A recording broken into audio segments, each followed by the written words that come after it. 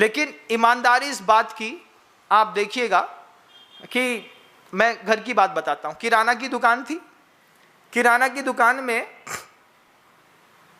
तेल का काम, गुड़ का काम, नमक का काम, घी का काम, शक्कर का काम, सब काम होते हैं।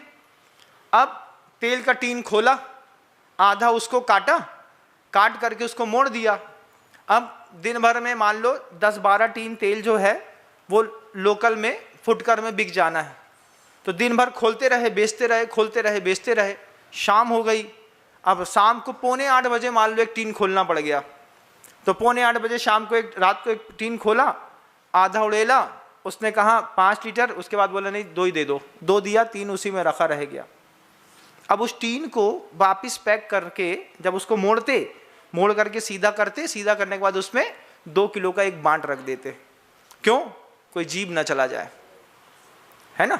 अब किराना की दुकान रहती है ना, तो उसमें बड़ी बड़ी घूंसे हो जाती हैं, चूहे हो जाते हैं, बहुत सारे हो जाते हैं, तो उसमें चला ना जाए।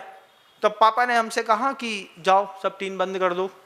टीन बंद तो कर दिए, सीधा कर दिया और जल्दीबाजी में उठ करके चले आए, क्योंकि बचपन बड़ा अच्छा होता है, एक डांट खाओ सारे पाप माफ, है ना।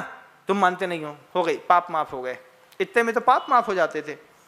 तो छोड़ करके चला आए। उस दिन वो सरसों के तेल का जो टीन था वो सिर्फ ऊपर का 30% खाली था, बाकी पूरा भरा था। उसमें बांट नहीं रखा, तो रात में एक मोटा चूहा उसमें गिर करके मर गया। अब जब मोटा चूहा उसमें गिर करके मर गया, सुबह पिताजी आए, चाचा आए, सबसे पहले चाचा ने दुकान खोली, किसी ने तेल मांगा, तो तेल में देखा तो ऊपर चूहे महाराज डेड बॉडी तैर रही है, अटेम्प्ट टू मर्डर किसके नाम पे। तो फिर रिकॉल किया गया कि रात में किसी ने उसको बंद किया। अब उस टीन को किनारे कर दिया, चलो ठीक है, नया टीन खोला, सामने वाले को दिया और चलता बना। लेकिन उसमें जो 12 किलो तेल है, उस तेल का क्या होगा आप बताओ? क्या करना चाहिए उस तेल का? नाली में फेंक देना चाहिए?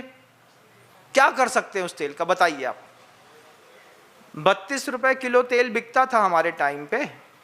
और जब मैंने देखा, अब जब आए हम, कब आए, जब हम वहां पहुंचे, हमने देखा कि केस हमारे ऊपर दर्ज हो चुका है, तुम्ही ने रात में नौटंकी करी होगी और इसमें चूहा मर गया।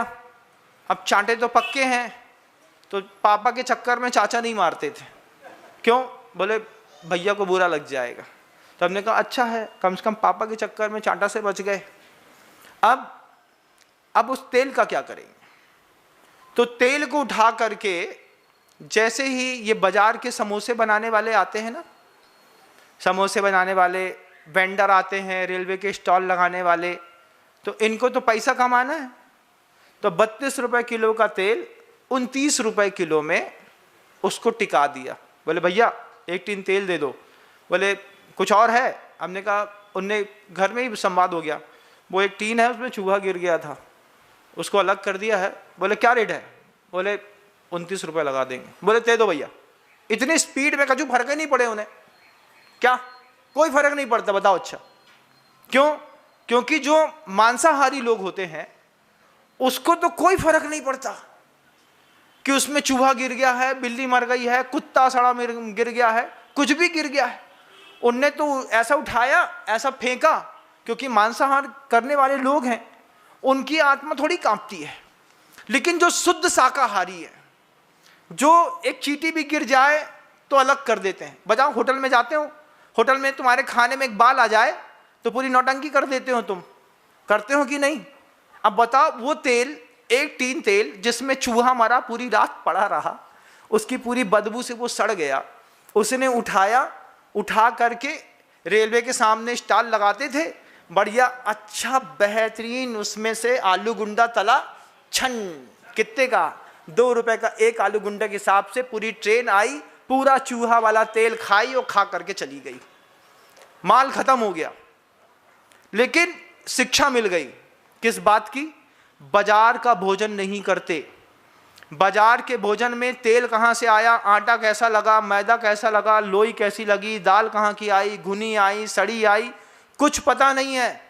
बस दो चीज का टेस्ट दिखाई देता है, अच्छे लहसुन प्याज के पेस्ट का, और दूसरा अच्छी देगी मिर्च, लाल वाली मिर्ची डाल दी और अच्छा उसको तेल डाल करके उसने अच्छी उबाल दी, खन खन खन खन खन उबल रही है। अब पता चला घुनी दाल पूरी, चना की दाल पूरी घुनी, उड़द की दाल पूरी घुनी, अंदर तिरुला बिल बिल करके मर गया। तुमने तो बढ़िया उठाई, जय हो, अंदर कर लिया। ये जैन शासन के व्यक्ति को समझना है कि आप जो बाजार का खाते हैं, आपको क्या दिया गया हाथ में कुछ पता नहीं, प्रेजेंटेशन आपकी स्क्रीन पर कैसा भी हो, लेकिन इंटेंशन सामने वाले का सिर्फ पैसा कमाने का होता है। और घर के अंदर प्रेजेंटेशन चाहे कैसा भी हो, लेकिन माँ बहनों का इंटेंशन आपकी हेल्थ को, आपके संयम को, आपके जीवन को सुरक्षित रखने का होता है। और बच्चे बोलते हैं घर का भाता नहीं, बाजार के बिना रहा जाता नहीं। फुल्की के ठेले में जब तक खड़े ना हो जाएं तब तक फुल्की के बिना, फुल्की का पानी तो चाहिए चाहिए महाराज, कुछ तो बाहर का चाहिए। लेकिन बाहर की स्थिति किसी किराना दुकान वाले से पूछो, बाहर की स्थिति पूछो किसी होटल वाले से कि क्या लाते हो, क्या बनाते हो, क्या बेचते हो, वो एक ही चीज कहता है, भैया कुछ नहीं है सेठ, गरम गरम कुछ भी बना करके छन। ऐसा अच्छी गर्मी है, गर्मी में कढ़ैया का ताव देखना है तो क्या पानी उठाएगा? बेटा श्याम, बेटा श्याम की आवाज लगाई, माथे से पसीना उठा करके कढ़ैया में डाला, और कढ़ैया जैसे कड़ कड़ कड़ कड़ कड़ कड़ छन्न करी, और उसने उठाया और अपने बिल्कुल करिया हाथ वाला से एक आलू की टिकिया उठाई जो उसने कल शाम को बनाई थी, उसमें बेसन लपेटा और आओ सेठ बैठो, अच्छा गरम आलू गुंडा खिलाते हैं।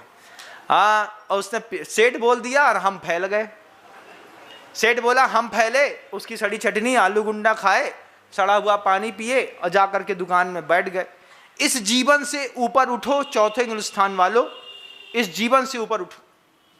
चतुर्थ स्थान की भी एक आदर्श संहिता है, और इस बात का संकल्प करो कि कोई भी कंडीशन हो जाए, हम अपनी दुकान से कोई भी सामान बेचेंगे और उसमें लगे कि हिंसा संभावित है, तो उस वस्तु को देते देते एक बार उसमें नमोकार मंत्र की भावना छोड़ देंगे। हो सकता है उसकी हिंसा की शक्ति रुक करके वह द्रव्य किसी के जीवन को बचाने में काम आए। शब्द को विराम देता हूँ। गुरुदेव श्री विद्यासागर जी। जय हिंद। अगर आपको मेरी वीडियो अच्छी लगती है तो प्लीज़ मेरे चैनल को लाइक करें, शेयर करें और सब्सक्राइब करें। Thank you.